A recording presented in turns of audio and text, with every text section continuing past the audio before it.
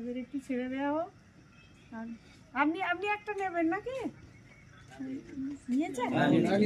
ঠিক আছে, এবার চলে যাও দিদি, তোমরা ঘুমিয়ে যাও। হ্যাঁ, ভালো থাকবে। হ্যাঁ হ্যাঁ ঠিক আছে, ঠিক আছে।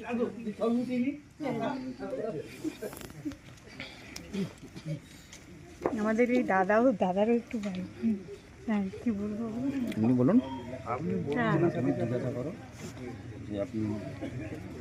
আপনারা যে এই দেখছি রাত্রিতে ঘুরে ঘুরে দেখলাম কামারপুকুর চটি থেকে শুরু করে জয়রামপুর, আপনার আরামবাগ স্টেশন, আপনার আরামবাগ যে হসপিটাল, টোটাল যে ঘুরে ঘুরে এই কম্বল বিতরণ করছেন প্রত্যেক মানুষের, কারোর গায়ে জড়িয়ে দিচ্ছেন, এর বিষয়টা কি একটু বলবেন ডিটেলসে?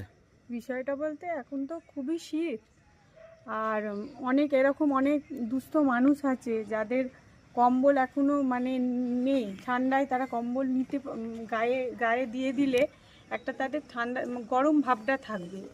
তাই জন্য আমরা চেষ্টা করছি যাতে যে দুস্থ মানুষদের হাতে গায়ে কম্বল জড়িয়ে দিচ্ছি। রাস্তায় যখন দেখছি কেউ শুয়ে আছে, প্রচণ্ড কাঁপ দিচ্ছে, তাদেরকে দিচ্ছি। এবার তারপরে আমরা ইটভাটাতেও এলাম। ইটভাটাতে এসেও দেখলাম কিছু দুস্থ মানুষ আছে যারা খুব নিডি, তাদের কম্বল দিলে মনে হয় তারা অনেকটা শীতের হাত থেকে মোকাবিলা করতে পারবে।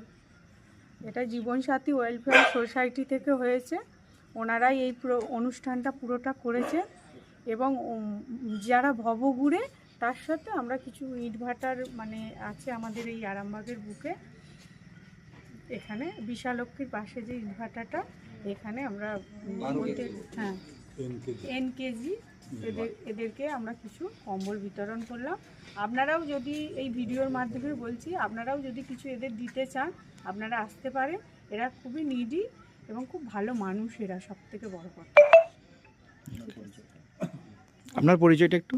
আমি হচ্ছি জীবনসাথী ওয়েলফেয়ার সোসাইটির একজন সদস্যা, মৌমিতা মণ্ডল কুণ্ডু। ওকে, থ্যাংক ইউ।